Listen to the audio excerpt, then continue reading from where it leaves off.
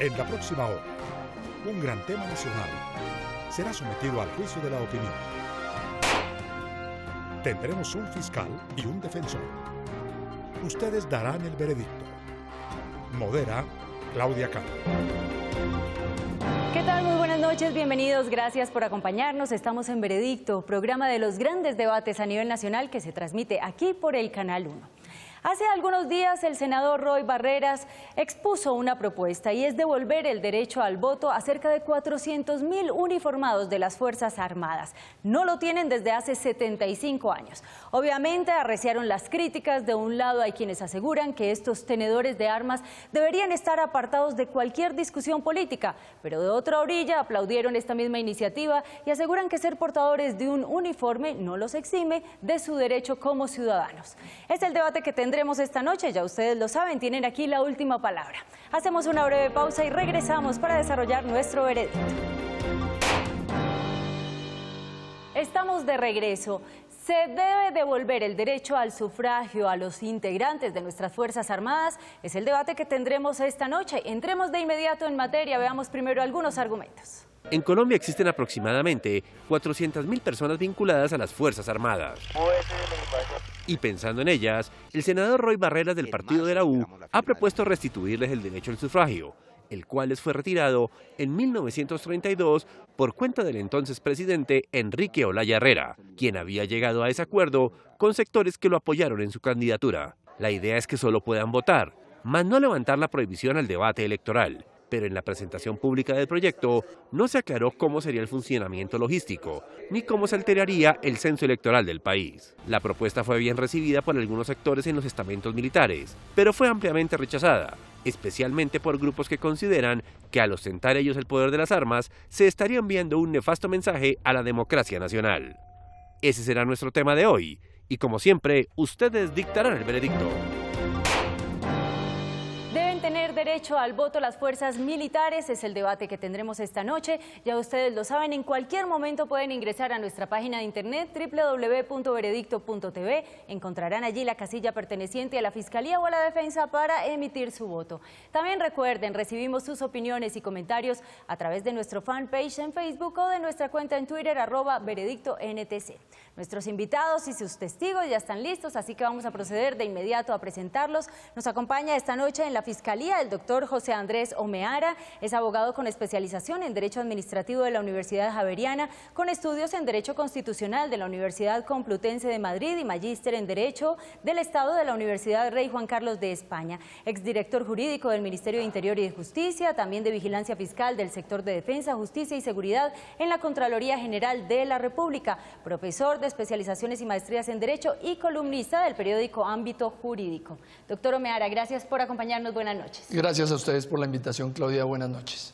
Y nos acompaña esta noche también en la defensa el doctor Gilberto Alzate Cardona, abogado constitucionalista, asesor presidencial para la Asamblea y la Reforma Constitucional del 91, asesor del Senado de la República para el desarrollo de la Constitución Política, profesor en Derecho Constitucional General y Derecho Constitucional Colombiano en las Universidades Javeriana y Jorge Tadeo Lozano, ex asesor del Ministerio de Justicia en Rehabilitación Carcelaria. Muy buenas noches, gracias por acompañarnos. Buenas noches, Claudia, y a todos los televidentes. Muchas gracias. Gracias, doctor Alzate. Vamos a comenzar entonces a desarrollar nuestro veredicto. Doctor Omeara, puede ponerse de pie, tiene 4 minutos para exponer sus argumentos. Esta será su cámara. En primer lugar, resulta fundamental agradecerle a las fuerzas militares de Colombia y a la Policía Nacional por el sacrificio que han hecho para consolidar la democracia colombiana, evitando que regímenes totalitaristas se tomen el poder en Colombia.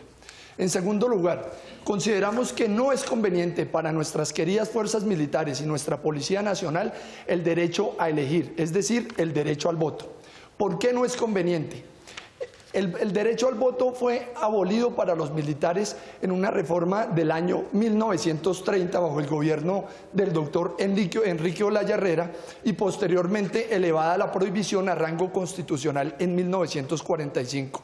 En 1958 el expresidente Alberto Lleras Camargo manifestó con toda claridad la siguiente frase: la política tiene por esencia la controversia, la milicia tiene por esencia la disciplina.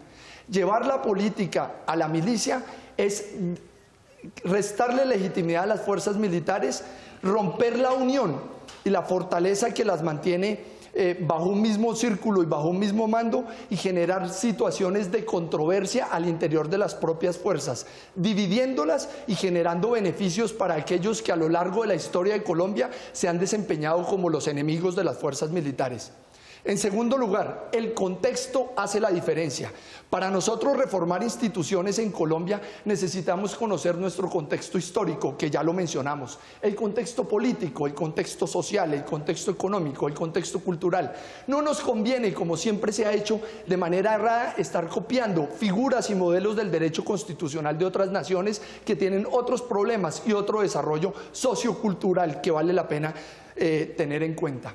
¿Qué es lo que ocurre en Colombia? Tenemos unas fuerzas militares absolutamente sólidas y en este momento los soldados de Colombia son otro tipo de ciudadanos, y cuando digo otro tipo de ciudadanos es que son ciudadanos de Estado. Concederles el derecho al voto es un derecho correlacionado, es decir, a elegir pero también a ser elegido. Concederles el derecho al voto es el derecho a la beligerancia, a la deliberación, a la controversia. Concederles el derecho al voto es permitirles crear, fundar y organizar partidos y movimientos políticos, permitirles el derecho de asociación sindical, permitirles el derecho de reunión pública y pacífica.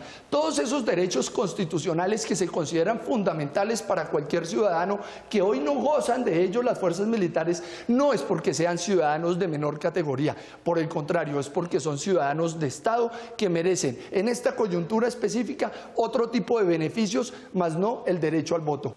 Tengo para usted, doctor Omeara, la siguiente pregunta que la formula Edgar Espíndola, ex senador y quien en su momento también propuso esta misma iniciativa legislativa. Sí, muy bien. Internacionalmente, dentro de los derechos universales del hombre, el derecho al sufragio está concedido para todos los ciudadanos del mundo.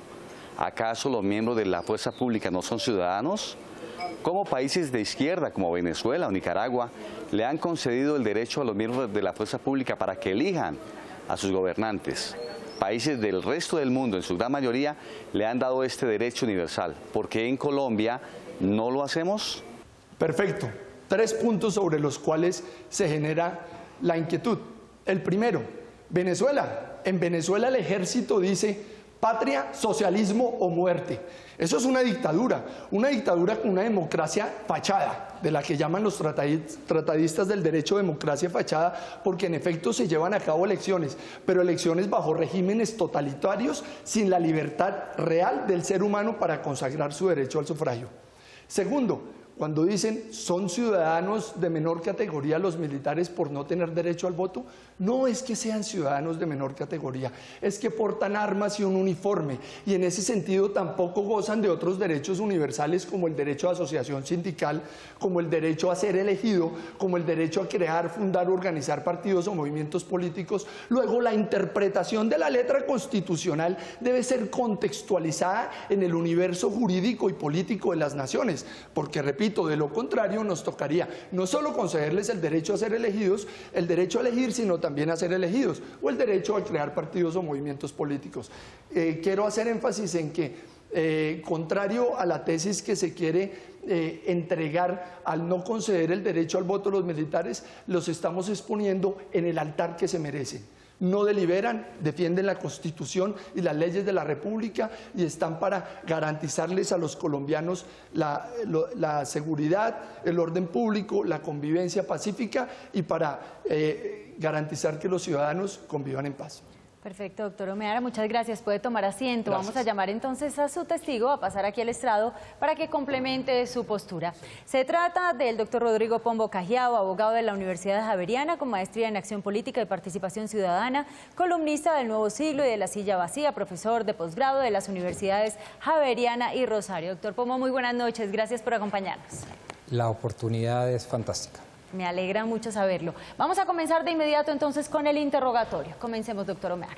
Doctor Pombo, usted, un tratadista del derecho constitucional y de la ciencia política, ¿considera posible y congruente que haya una relación del derecho al voto sin tener el derecho a la beligerancia y a la deliberación?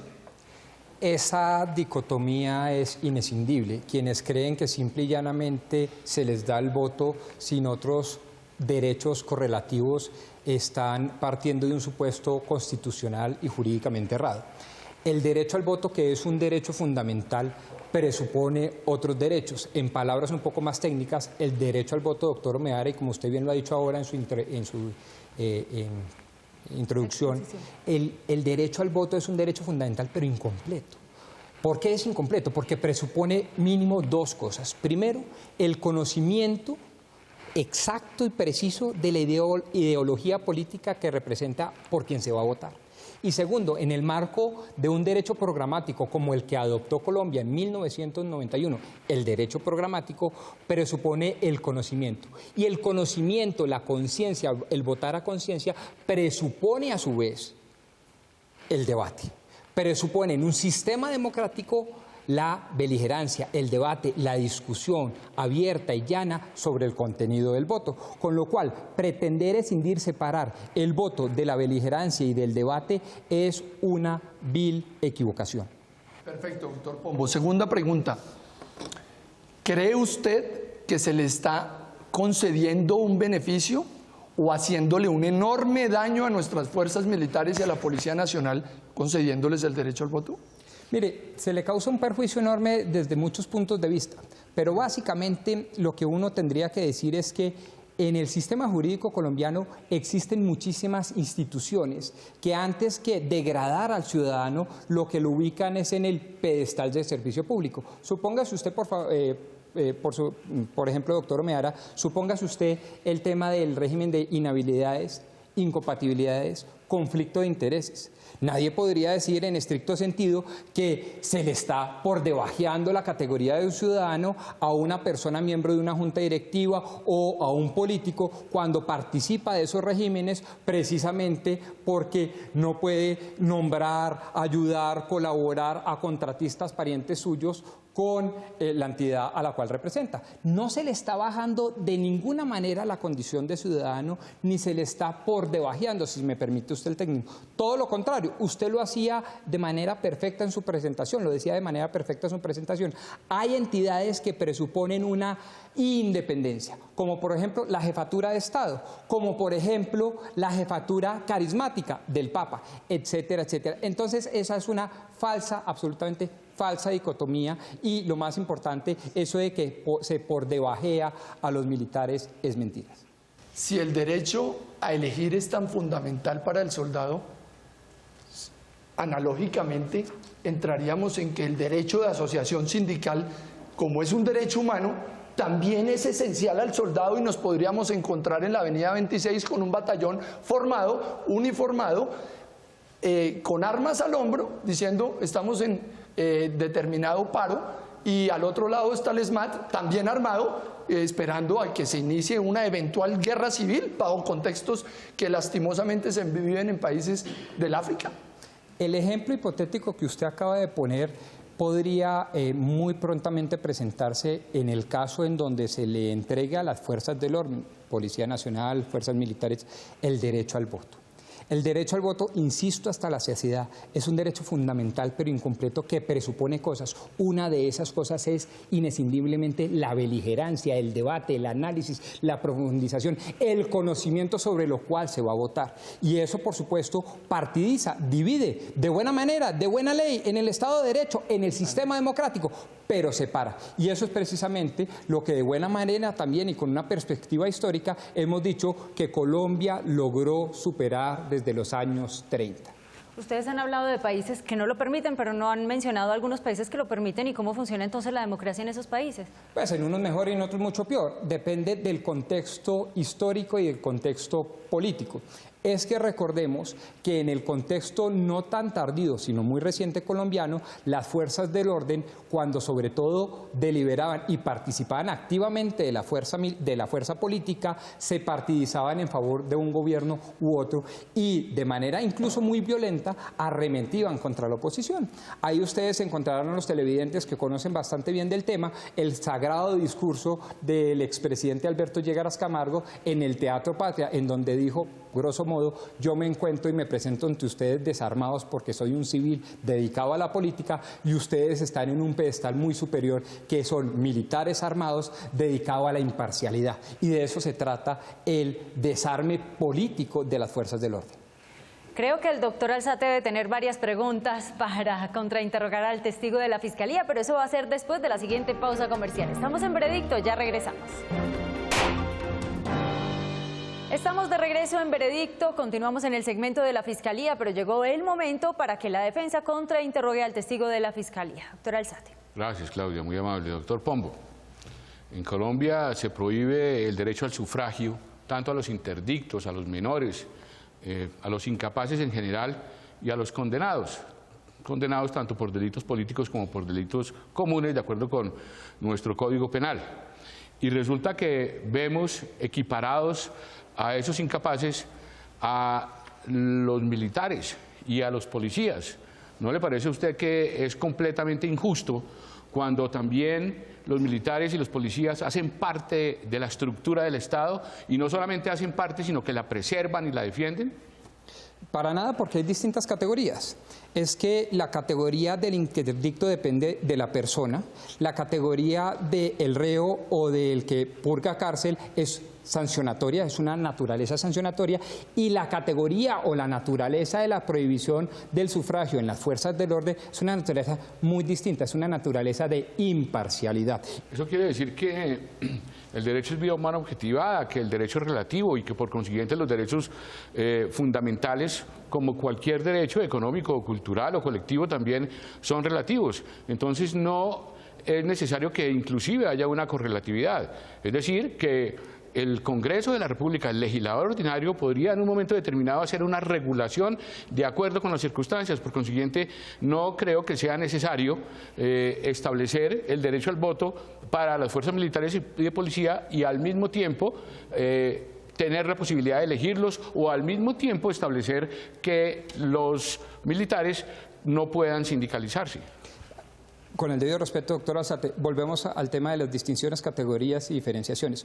Una cosa es que un derecho sea relativo y otra muy distinta es que ningún derecho al tenor de la Corte Constitucional colombiana sea absoluto. Y lo que se está diciendo acá es que el derecho al voto, el derecho al sufragio, ciertamente es un derecho fundamental. De eso no puede caber la más mínima duda. Lo que pasa es que perfectamente en nuestro ordenamiento jurídico, como en efecto sucede, se puede limitar, porque ni siquiera el derecho a la vida es absoluto.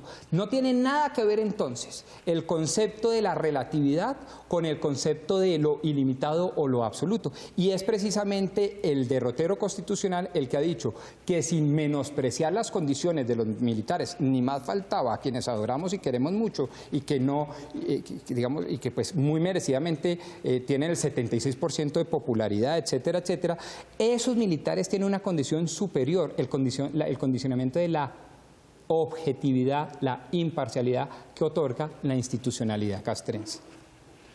Doctor Pombo, en el año 1930 las circunstancias sociales, económicas y culturales, sociológicas, antropológicas del país eran completamente diferentes a las de ahora. ¿Cuáles eran las de esa época? Las condiciones, incluso en lo que tiene que ver con el sufragio, podrían ser mucho peores. Acuérdese que en el año 30 o en el año 45 no estábamos a puertas de un plebiscito de la aprobación nada más ni nada menos con las FARC en La Habana. De tal manera que no es cierto que las condiciones de 1930 en Colombia sean axiomáticamente distintas. Habría que regionalizar. Y segundo, sí es cierto que los principios que dieron lugar a esa prohibición hoy en día se mantienen. A ambos muchas gracias, debo interrumpirlos por tiempo. Esto ha sido todo para el segmento de la Fiscalía. Ustedes seguramente querrán en breve escuchar los argumentos que nos trae esta noche la defensa. Eso será después de la siguiente pausa comercial. Regresamos a Veredicto, ya ustedes escucharon los argumentos de la Fiscalía, ahora tiene la misma oportunidad la defensa. Doctor Alzate puede ponerse de pie, tiene 4 minutos para exponer sus argumentos, esta será su cámara. Buenas noches al jurado y para todos. Primero que todo, vale la pena resaltar que efectivamente las fuerzas militares no están constituidas para pensar en política. No están erigidas, ni mucho menos, para formular políticas públicas, ni para cuestionar planes de desarrollo. Las fuerzas militares deben obedecer ciegamente al poder civil que ha detentado el poder político con el propósito de desarrollar sus políticas. Inclusive las fuerzas militares no pueden estar pendientes de la manera como el poder civil ha accedido al poder político, porque son funciones que le corresponden a otras entidades del Estado. Y todo esto no obsta, no existe ningún obstáculo para que las fuerzas militares puedan ejercer el derecho al sufragio.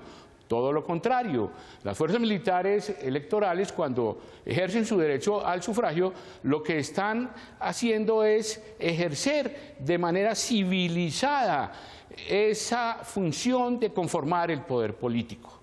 De tal manera que el derecho al sufragio para los miembros de las fuerzas militares y de policía es fundamental, y particularmente hoy en día con la nueva doctrina de Damasco están allí con el propósito de adelantar un objetivo multimisión, y ahora con el conflicto, con la terminación del conflicto armado, las fuerzas militares deben participar en la conformación del poder político. Las fuerzas militares debemos sacarla de esa capitis diminutio y otorgarles la condición que se merecen, porque no podemos compararlas con los chulavitas ni con los pájaros, que fueron las razones fundamentales de 1930 y del acto legislativo de 1945 para haberles prohibido esa participación en política. Las fuerzas militares están absolutamente desarrolladas en este momento, especializadas, modernizadas, y debemos entrar en el contexto internacional con el propósito de darles el lugar que se merecen. Perfecto, doctor Alzate, muchas gracias. Tal como ocurrió en el segmento de la Fiscalía, le voy a pedir que, estando ahí de pie, respondan la siguiente pregunta, que se la formula el columnista y analista político John Mario González. ¿Para qué dar esta discusión sobre el voto de los militares en este momento, que es realmente impertinente, cuando la discusión de la agenda legislativa en el Congreso será muy prolífica, las reformas constitucionales serán muchas y sobre todo las reformas legales? Y cuando además uno de los negociadores de La Habana, como el senador Roy Barreras, lidera una iniciativa que no gusta a las FARC y no gusta a ciertos sectores de izquierda. Es un poco como hacerle el feo a las FARC en un momento innecesario. Todo lo contrario, precisamente en este momento estamos por terminar el conflicto en Colombia. Las fuerzas militares son las que mejores se han portado a lo largo de la historia del país. En este momento están en un proceso de civilidad importante. Cada día respetan más los derechos humanos. Cada día las fuerzas militares debemos otorgarle, y no es como un premio, pero sí otorgarles su condición, su calidad de ser conformadoras básicamente de la estructura del Estado, hacen parte de la estructura del Estado y por lo tanto lo van a preservar independientemente de la agenda legislativa que tenga el Congreso de la República, de las diferentes reformas constitucionales.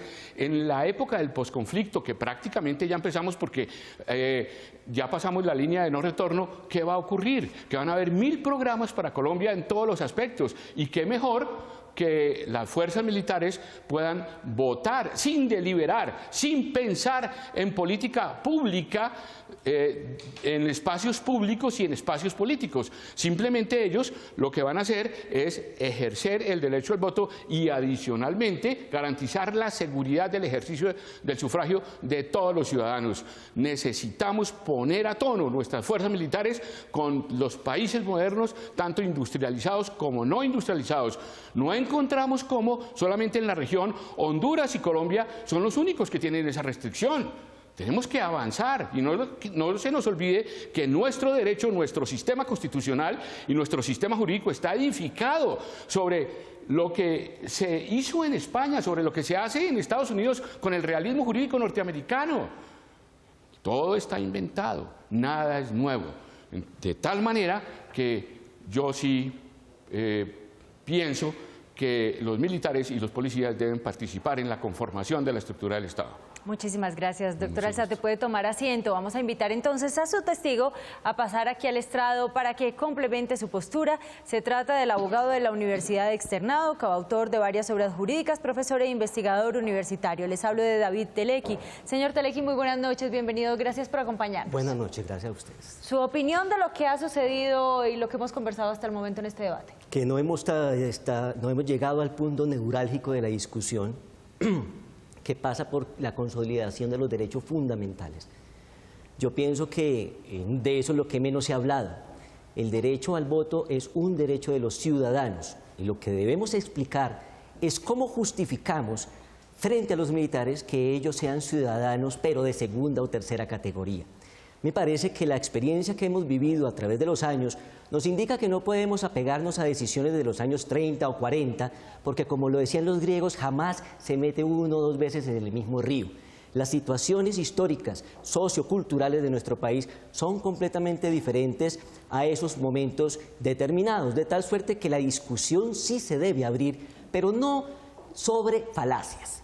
Yo pensaría, la primera falacia de las que se han propuesto aquí es que una cosa es, que son dos cosas iguales, el debate político, la participación en política y el derecho al voto.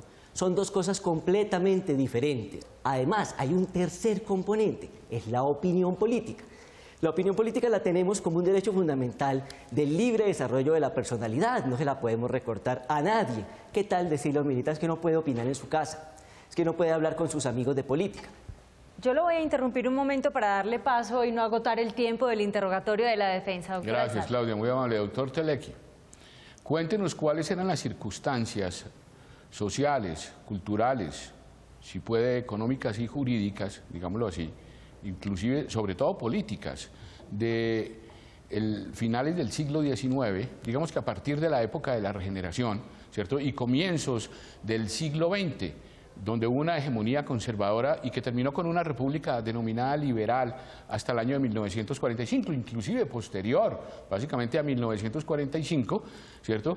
Y tratar de compararla con las circunstancias que vivimos actualmente, de tal manera de que los televidentes y el jurado se puedan dar cuenta de las diferencias de las dos épocas. Teníamos un campesinado analfabeta por completo, que era el que engrosaba las fuerzas militares. En primer lugar, no tenían ninguna capacitación de ninguna naturaleza, de tal suerte que podían estar al vaivén de las fuerzas políticas en cualquier momento. Esas personas no tenían la información que hoy tienen los soldados de nuestro país, no accedían a medios de comunicación como hoy. Hoy al militar no se les pueden meter los dedos en la boca tan fácil, no traga entero.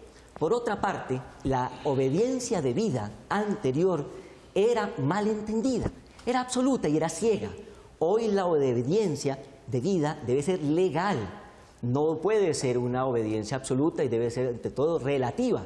De toda suerte que la experiencia que hemos vivido con los falsos positivos verbigracia hace pensar más de una vez a los militares en obedecer ciegamente a sus superiores, porque esa experiencia jurídica nos ha llevado a pensar que los militares, ante órdenes irregulares, pueden perfectamente abstenerse de cumplirlas cuando está en peligro el orden jurídico.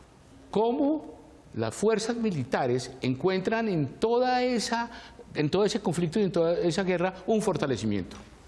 Pues indudablemente que esa experiencia ha llevado a que los militares se capaciten y que las Fuerzas Armadas les brinden las posibilidades de capacitación. Hoy tenemos una escuela superior de guerra, hoy tenemos unos profesionales que ya no son los mismos soldados prácticamente mercenarios que teníamos en aquella época. La conformación de los partidos políticos ha cambiado. Ya no estamos en las mismas pugnas políticas sanguinarias de aquellas épocas. Eso no significa que aún hoy se mantengan las opiniones divididas. Si usted va a las Fuerzas Armadas y habla, obviamente que todos los militares y todos los soldados tienen opinión política. Lo que pasa es que se pretende confundir el derecho al voto con la participación política. Y los miedos son los que se mantienen, más no los fundamentos de la sociedad. ¿Cuáles son esos miedos? El primer miedo, que detentan las armas. Lógico, obvio, eso es una obviedad, detentan las armas. Los ejércitos están para detentarlas. Pero una cosa es detentarlas, otra cosa es cómo se usan. Son dos cosas completamente diferentes.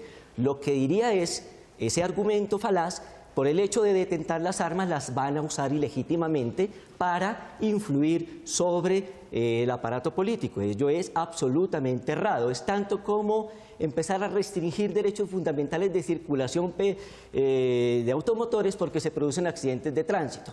Doctor Telequi, una respuesta rápida por tiempo antes de pasar con el interrogatorio de la Fiscalía. Es que la directora de la Misión de Observación Electoral asegura que las fuerzas militares no están construidas para la democracia, sino para la disciplina militar. Ellos hacen parte de nuestra sociedad. son ciudadanos, deberían participar en la gestión de los intereses. Una cosa es esa, y otra cosa es la participación en la política, que significa afiliarse a un partido político, aportar plata para una campaña, hacerlo públicamente, toda esa serie que llamamos el proselitismo. Eso es una cosa completamente diferente al derecho de voto. Yo le pongo el siguiente ejemplo. Cuando el derecho de voto lo estamos refiriendo así, estamos hablando de un derecho fundamental que se ejerce individual, secreto y además de manera directa. Vamos a ver qué interrogantes tiene la Fiscalía para usted, señor Telequio. Doctor Telequio, usted habla del derecho al voto como un derecho fundamental de todo ciudadano, ¿cierto?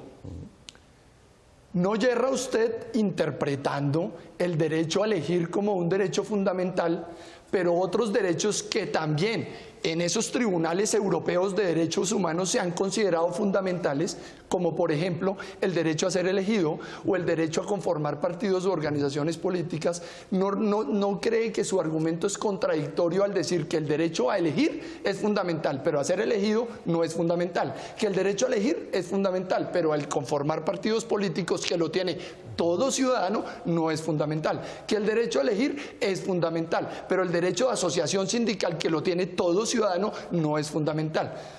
Primera pregunta. Estamos confundiendo dos cosas. En primer lugar, hablo de un derecho fundamental, lo cual no significa que los derechos fundamentales sean absolutos. El Tribunal Europeo de Derechos Humanos ha dicho, pueden votar, pero no pueden participar en política, que son dos cosas completamente diferentes. Porque el participar en política sí rompe la neutralidad de las Fuerzas Armadas, pero como derecho fundamental, el único derecho fundamental absoluto es la vida. De resto, todos los derechos son relativos, por lo tanto pueden tener restricciones. De tal suerte que podemos hablar de un derecho al voto sin participación en política. Son dos cosas completamente diferentes. De tal suerte que el militar, cuando va a votar, se pone el everfit, guarda el arma y va como un ciudadano común y corriente a votar. Otra cosa es que vaya a hacer campañas, otra cosa es que apoye públicamente un candidato al interior de un batallón y toda esa serie de cosas que son falacias argumentativas, que parten de miedos infundados, que de verdad hoy actualmente no tienen ningún sustento. ¿Por qué lo que dice el Tribunal Europeo de Derechos Humanos, bajo el esquema que usted plantea, es lo correcto? ¿Porque lo dice el Tribunal Europeo de Derechos Humanos? ¿O porque en Colombia entonces debería haber una monarquía al igual que en Inglaterra? ¿Debemos obedecer ciegamente esas teorías que en países industrializados y desarrollados, con una cultura política que nos lleva más de 1492 años, resulta aceptable para el derecho colombiano? Doctor, el Tribunal Europeo de Derechos Humanos es un concepto que es de gran peso. Igualmente, ha habido otros doctrinantes que se han opuesto, yo respeto todas las opiniones, pero sin duda alguna que cuando uno habla de que un Tribunal Internacional de Justicia se ha pronunciado en ese sentido, pues yo creo que no podemos decir que es que sencillamente nos debemos plegar a ellos ciegamente porque es que son autoridades. No, sencillamente es un Tribunal Europeo de Derechos Humanos que ha interpretado una norma en esos ámbitos, pero también se lo traigo a este hemisferio. En la Argentina no son el país industrializado que nos lleve 1200 años. Somos muy parecidos en toda nuestra conformación social, histórica y política, y allá los militares pueden votar. Con un agregado, en la Argentina sí han tenido la experiencia de golpes militares y jamás han dicho que por un golpe militar vayamos a quitarle el derecho de voto a los militares. De hecho, cuando los militares se quieren tomar el poder, pues no utilizan el voto. Es más, este mismo Tribunal Europeo de Derechos Humanos dice: esa posibilidad de que voten aleja a la otra, y es que se tomen el poder por la fuerza, porque se les está incluyendo como ciudadanos en la gestión de sus intereses. Y eso es fundamental para considerar a los ciudadanos al igual que todo el resto. ¿Sabía usted que el despliegue militar y policial de los comicios electorales significa la movilización de 450.000 hombres armados en todo el territorio nacional? ¿En qué momento resulta prudente, con las amenazas terroristas que vive Colombia, que los militares suelten el fusil a las 12 del día y salir al puesto de votación? Todo depende, doctor, de la reglamentación de la ley estatutaria. Simplemente hay un proyecto macro que habla de devolverles el sufragio a los militares. Pero obviamente que hacia adelante, tiene que haber una reglamentación. Entonces, de tal suerte que eso tendrá que ser objeto de reglamentación. ¿Qué días van a votar? ¿Qué días van a cuidar las urnas? Pero eso no significa que el militar, por el hecho de votar, entonces ese día vaya a sacar el revólver y se lo ponga en la cabeza al jurado de votación para alterar las elecciones o saque las armas. No, yo creo que eso es una falta de confianza en las Fuerzas Armadas. Y eso es decirle a las Fuerzas Armadas que van a violar la ley. ¿Por qué los servidores públicos pueden votar? ¿Por qué pueden votar? Pero no pueden participar en política. Si participan en política tienen unas sanciones administrativas, unas sanciones disciplinarias. Si el superior ejerce coacción sobre el inferior, se mete en un problema penal que se llama coacción al elector. Está en el tipo penal del Código Penal. Muchísimas gracias a ambos. Ustedes en sus casas ya han tenido la oportunidad de escuchar los argumentos de la Fiscalía, de la Defensa. Así que queremos conocer su opinión. ¿Cómo? Ingresando a nuestra página de internet www.veredicto.tv encontrarán allí la casilla perteneciente a la Fiscalía o a la Defensa. Ya regresamos para escuchar los alegatos de conclusión. Regresamos a Veredicto, escuchemos ahora los alegatos de conclusión. Comenzamos con la Fiscalía. Doctor Omeara. Encuentro varias contradicciones en la defensa del derecho al voto para los militares. En primer lugar, rechazo la manifestación del doctor Gilberto Alzate según la cual los militares están para obedecer ciegamente al poder civil. No, señor. Los militares están para defender el Estado de Derecho y en aquellas ocasiones en que el poder civil quiera abusar y extralimitarse en el ejercicio de sus funciones, los militares, estoy seguro, no le aportarán un solo grano de arena a ese tipo de políticas. Segunda opinión. Las fuerzas militares de Colombia no son ningunas protagonistas de la violencia en Colombia, como lo afirmó el doctor Gilberto Alzate. Las fuerzas militares de Colombia no han hecho más que defender a los colombianos y la integridad del territorio nacional con las amenazas narcoterroristas que han imperado a lo largo de los últimos 50 años en Colombia. En tercer lugar, las fuerzas militares de Colombia tienen unas cúpulas de generales que acuden al Senado de la República para que les aprueben los ascensos de coroneles a brigadieres generales. Y finalmente, es muy claro, dos generales insignes de nuestro glorioso Ejército Nacional de Colombia, el general Alberto Mejía Ferrero y el general Álvaro Valencia Tovar, se encuentran absolutamente en desacuerdo con conceder el derecho al voto. Decía el doctor Telequi que eso es un fundamento individualizado porque se le puede preguntar a otra persona y afirmar algo distinto.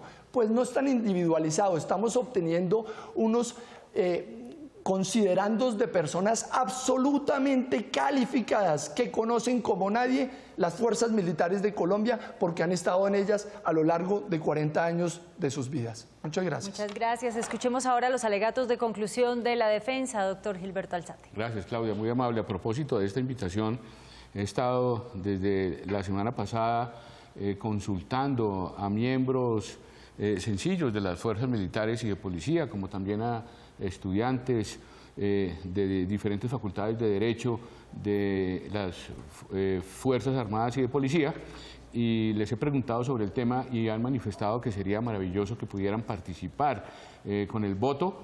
Definitivamente las circunstancias están dadas en este momento, particularmente cuando vemos que el proceso de paz está terminando, para que en el posconflicto los militares puedan ser objeto básicamente de abrirles la puerta para que entren a votar, para que entren a conformar la estructura del Estado, para que puedan participar, para que dejen de ser los ciudadanos no de segunda categoría, sino yo diría que de quinta categoría. Nosotros tenemos que avanzar hacia la modernización y sobre todo que se constituya en una conquista de los derechos humanos, que se constituya en un avance, en una profundización de la democracia. Necesitamos que los militares participen en esa conformación del Estado y que no deliberen, que no piensen públicamente los asuntos políticos, que no participen en cuestionar los planes de desarrollo. Gracias. Pero sí necesitamos que participen en política. Muchísimas gracias. Ya las partes no hablarán más.